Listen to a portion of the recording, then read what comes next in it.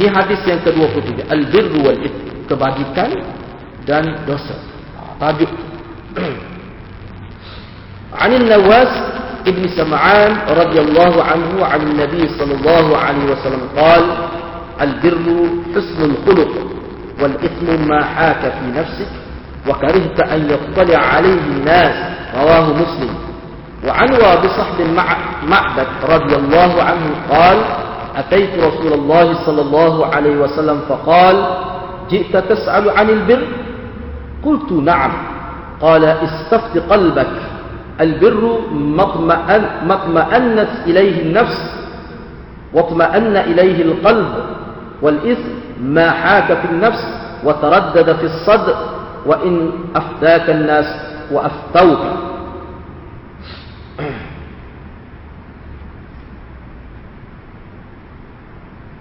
Dari Nawas bin Sam'an radhiyallahu anhu, dari Rasulullah sallallahu alaihi wasallam, beliau bersabda, kebaikan baginda bersabda, bukan beliau, kebaikan adalah akhlak yang baik. Al-birru husnul khuluq, kebaikan itu adalah akhlak yang baik.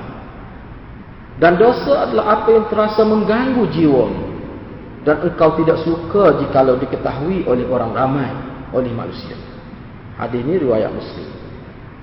Dan daripada Wabisah bin Ma'bad radhiyallahu anhu, beliau berkata, saya datang menemui Rasulullah sallallahu alaihi wasallam. Lalu beliau bersabda, engkau datang untuk menanyakan kebaikan, mu mari nak tanya tentang apa itu al-birru ke?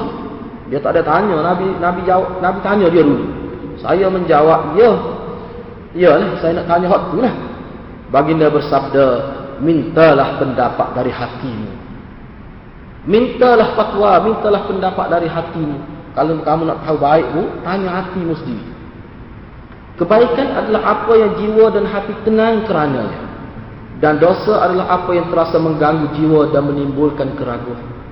Meskipun ada pihak yang memberi fatwa kepadamu dan mereka membenarkan fatwa itu. Lagu mana ni hati? Ni berat ni. Hak mula-mula tu tak apalah.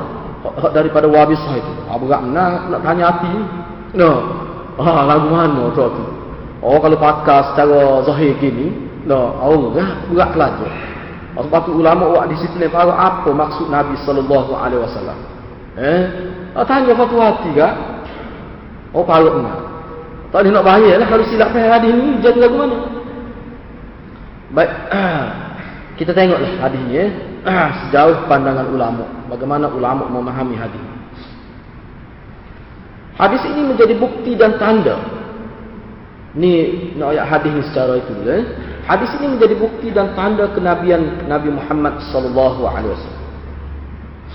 Bila mana baginda telah memberitahu kepada orang yang bertanya apa yang ada dalam fikirannya sebelum orang itu menyoal.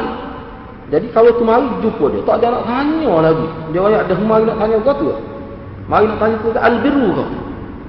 Sudah kita tak tanya lagi, mari tu dia tahu dah. Selain daripada itu, kelakuan Nabi ini menunjukkan ketinggian firasat Nabi, firasat baginda, dan juga betapa pentingnya perkara yang bermain dalam fikiran orang berkenaan. Lebih dari itu, ini merupakan sifat yang lengkap serta ciri penting bagi kepribadian seorang pemimpin. Kemampuan ini adalah keistimewaan dan kewibawaan seorang pemimpin, dan ianya akan memberikan kesan yang sangat baik dari sudut keyakinan para pengikut. Juga akan membangkitkan perasaan hormat dan taat yang tidak berbelah bagi. Jadi kalau kita tengok sini, saya perlu sedikit penjelasannya. Antara penting hadis ni ayatnya, salah satu sebab kenapa sahabat itu sangat terasa Nabi ni sangat sayang Nabi apa? Bukan bermakna Nabi tahu perkara gaib. Tak ada ulama faham gitu daripada hadis ni. Kalau tu mari tak tanya, tiba-tiba Nabi tahu dah nak tanya ke dia. Tu apa? Ada pak kita lagu tu. Siapa yang tengok siap dah hidai. Misalnya ada orang cerita dah tahu dah ada, saya pernah jumpa tu. Dia tahu kejut kita. Mari tu siap dah dia cukup-cukup ngau yang sebuah kereta kita pergi. Dia tahu dah. Bahaya tu. Sesak barat orang kita. Memang sesak tu. Ada je lagu pun tahu dah. Lagu mana tu? Ni Nabi pun tahu je tu. Lepas tu lagu ni semua kan Nabi nya. Ya, tidak lagu ni. Cuma ada bila Allah SWT tunjuk jari-jari sekali. Adalah. Tapi benda-benda gini, cuma ulama faham. Dalam konteks kita manusia biasa ni, kita kena ada. Ni orang panggil kita berjaya, kita mampu seorang pemimpin. Kalau dia nak meneladani sifat ni, nak ambil sifat ni, yang kita boleh ambil hak positifnya kepada dia. Hak kepentingan hadir ni. Kalau kita tengok sini, Nabi SAW dia faham, nak tanya ke dia. Cuma ulama hura, maksud ni, bukan sekadar tahu benda dalam hati dia, tidak maksud begitu. Tetapi dia lebih bersifat, Nabi boleh baca suasana masyarakat. Bagi orang politik pentinglah dia reti. Gapo dia keperluan masyarakat, Nabi reti. Sebab tu kalau kita tengok dalam hadis-hadis, bila ayul a'mali afdal, jawapan tak suruh. Hari ni tanya kan, jawab buat baik pada ibu apa? Ayul a'mali afdal, suruh zikir. Ayul amal afdal, semaya, sunat, malam, terus macam-macam jawapan Nabi. Apa maksud? Itu kebijaksanaan Nabi SAW. Nak ayatnya, seorang pemimpin ni, dia mesti tahu kehendak pengikut dia. Apa yang menjadi masalah, apa yang menjadi kepentingan kepada dia mesti tahu. Dia mesti peka dengan masyarakat. Dia mesti tahu. Dia mesti tahu. Tak boleh dia kata dia tak tahu. Maknanya dia kena rapat dengan masyarakat dia. Rapat dengan cara mana? Kalau Nabi dulu tak apa, dalam jumlah masyarakatnya kecil. Kalau manusia ni 29 juta. Jadi bagaimana pemimpin nak tahu signal daripada masyarakat, permasalahan umat nak tahu lagu mana? Itu dia panggil sistem pemerintahan itu. Sistem dia kena reti. Dia kena tahu. Dia ada pegawai-pegawai dia, hak tu memang dari sudut pemerintahan lah.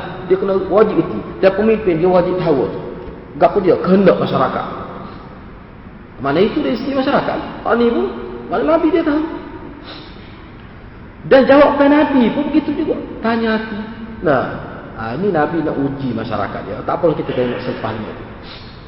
Jadi ini pun mana ini pun firasat Nabi. Walaupun ulama kata hak ni khusus dengan Nabi. Kita seorang pemimpin tidaklah nak dia tu kena belajar sampai dia tahu ma fi sudur itu. Apa yang ada dalam hati orang tak perlu, tidak ditaklifkan begitu. Bahkan kalau tahu gitu bahaya pula tu. Tidak dikena ragu tu. Tapi sebagai dia tahu. Sebab dia ada ilmu ni, ilmu karakteristik ni panggil. Bila kita tengok orang kita boleh harga walaupun tidak tepat. Memang ulama Islam Imam Syafi'i mahal ilmu tu. Imam Syafi'i mahal. Lama dia tengok dia tahu dah.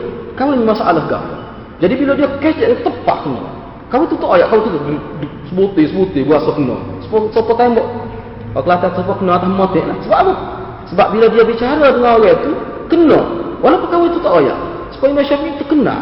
Salah seorang ulama yang mahir ilmu karakteristik. Dia kira dia tahu dah perwataan agama ni. Kecenderungan minat orang. Kecenderungan emosi dia. Dia boleh harga dia. Perlu tu. Kalau jadi pemimpin dia kena reti tu. Supaya bila dia berbicara dengan orang tu. Dia bersedia. Ni tak tahu sikit rabut. Tahu orang tu. Bahaya tu. Nak jadi ahli diplomatik lah ke mana lah tu. Dia mesti reti. Jadi Nabi reti. Ulama kita reti. Sehingga ulama Islam ni ada, saya tak ingat nama apa. Saya pun tidak baca untuk guru saya cerita. Ulama ni dia reti ilmu tengok orang jari dia reti. Ini ilmu sains ni, bukan ilmu khayalan ni, bukan ilmu yang bergantung dengan makhluk alam, tidak, ni ilmu sains sebenarnya. Berkait dengan saya. Belajar tak perlu duduk dekat ngaji apa, tak perlu duduk beramal zikir supaya mari qarun, tak ada tu. Sehingga disebutkan hebat dia tengok dia boleh royak kerja agama. Supaya Imam Syafi'i pernah diuji dia. Dia tengok. Orang nak tahu dia setara mana ilmu dia panggil ilmu qiyafah dia.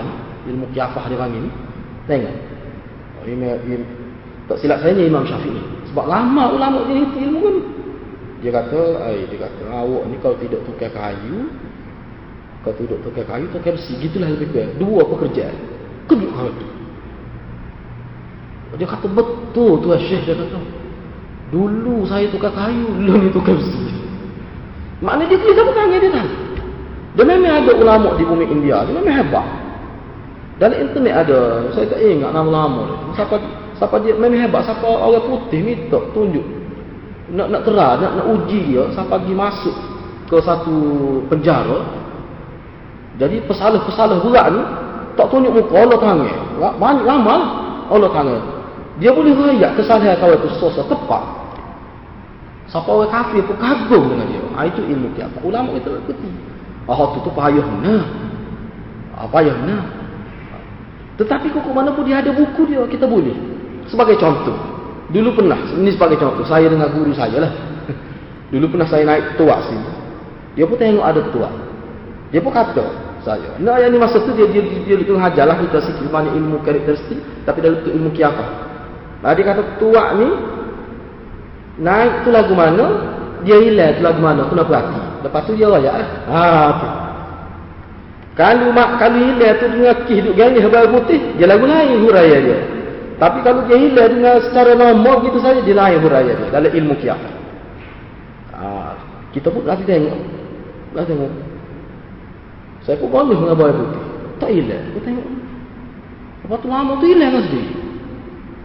Dia kata kalau hilang dengan sendiri, itu maknanya payah nak kena nyakit jantung. Tapi kalau hilang dengan sebab kita desak dia, ronyah ke apa tu? Mana kalau kata pun lama tak hilang, itu maknanya kena jaga. Awal-awal kena jaga. Itu petanda. Jadi benda-benda gitulah, benda-benda gitu. Ulama tu tengok gini dia.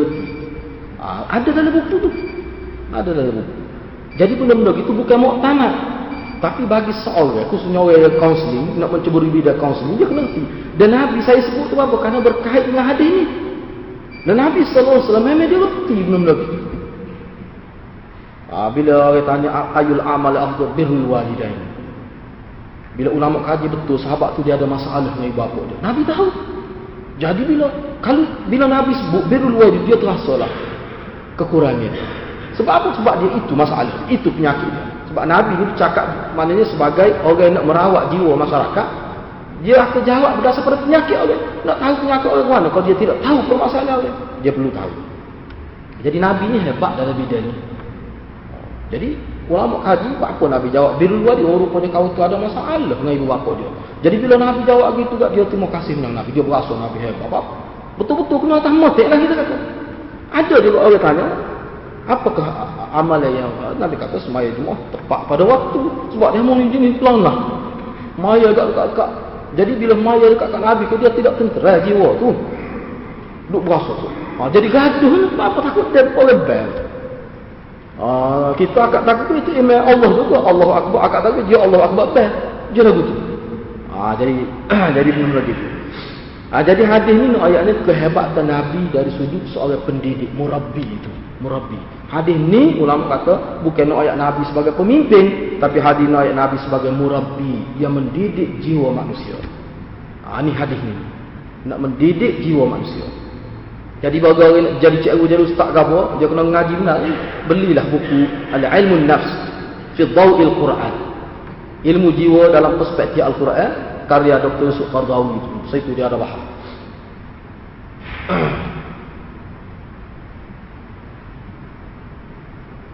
Jadi kalau sekiranya pemimpin itu ada, maknanya kelebihan-kelebihan ni, maknanya dia tu pemimpin yang berwibawa. Ada keistimewaan dia. Dia kena ada, kena belajar khusus.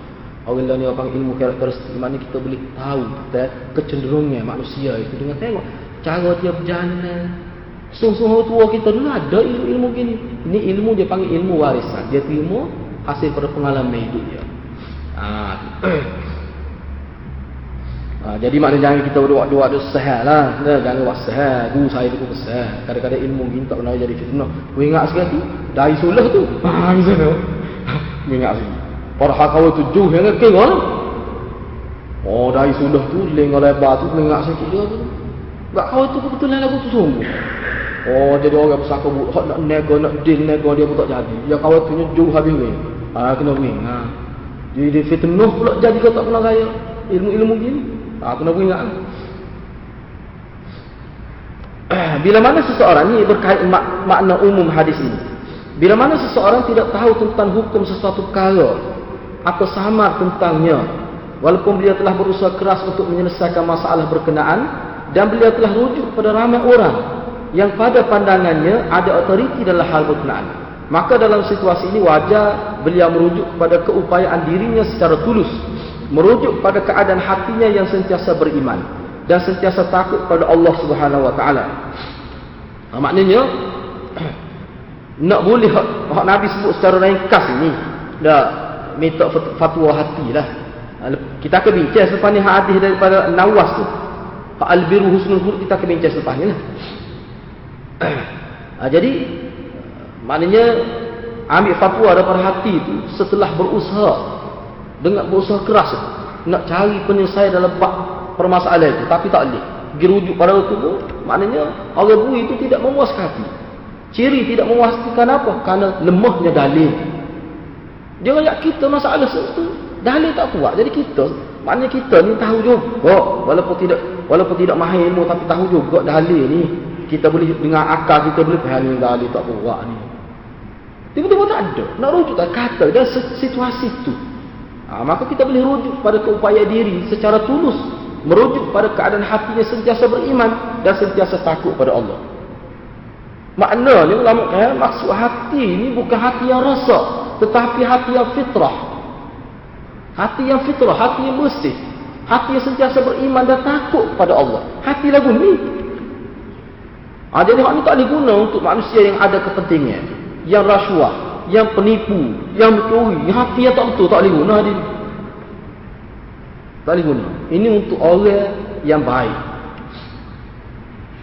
Jadi permasalahan ini lebih merujuk pada situasi yang mana fatwa yang dikeluarkan adalah berbeza-beza dari kalangan ahli ilmu dan masing-masing tidak menampilkan hujah dan dalil yang jelas dan memuaskan hati, menyebabkan beliau kekal dalam kebingungan dan tidak dapat membuat keputusan mana yang patut diikutinya. Maka dalam keadaan ini tidak menjadi kesalahan baginya menyalahi fatwa yang dikeluarkan dan menurut ketenangan kata hatinya, sehingga beliau mendapati suatu pandangan atau fatwa yang betul mantap dan bersandarkan hujah yang kukuh. Maknanya dalam kes kita tentu maknanya dia bukan hak tu sebagai muktamad, tidak. Pegang mana ikut kata hati itu bersifat sementara. Nak tunggu jumpa satu fatwa yang betul-betul kemah daripada orang yang betul-betul ada autoriti dalam bidang itu. Jadi hak ni dari segi huraian kalau kita tengok, mana ulama lebih lagi, maknanya benda ni tak sesat dengan orang ni. Makna sebab tu sini dia merujuk pada tak boleh ta'assub pada satu orang. Tak boleh. Kalau kita nampak ni kan jelas bahawa tak boleh kita ta'assub pada satu orang. Penuh. Pegang orang ni semata. Tak kira lah betul tak betul. Orang lain beribu. Pendapat lain. Tak cara dah. Tak boleh. Ini macam satu dhabit. Walaupun tidak kaedah, tidak usul, tapi ini dhabit. Dhabit ni semacam kaedah tetapi bersifat kecil. Skala yang kecil. Dia panggil dhabit.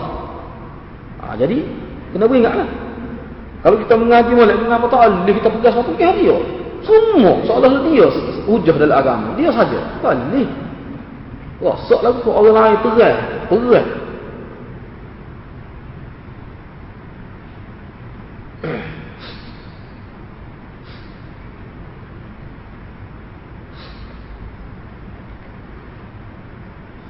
Jadi huraian ada kesimpulan, insya-Allah kita bincang semula lah. Jadi sebenarnya ada lagi beberapa perkara lain yang kita akan bincang sebelum pergi pada huraian dan kesimpulan berkait dengan perkara ini. Sebab ada pandangan ulama. Ramai juga ulama buat komentar mana kata-kata yang lebih bersifat kata kunci bagi hadis. Ulama beri satu bentuk kata-kata yang mana memberi satu kesimpulan dengan kata-kata yang ringkas. Itu insya-Allah kita akan bincang dalam depan insya-Allah. Dia rasa setakat itulah untuk malam ini. Jadi huraian kesimpulan itu insya-Allah kita akan cuba bincang pada minggu hadapan. Saya setakat itulah. Wabillahi taufiq. Assalamualaikum warahmatullahi wabarakatuh.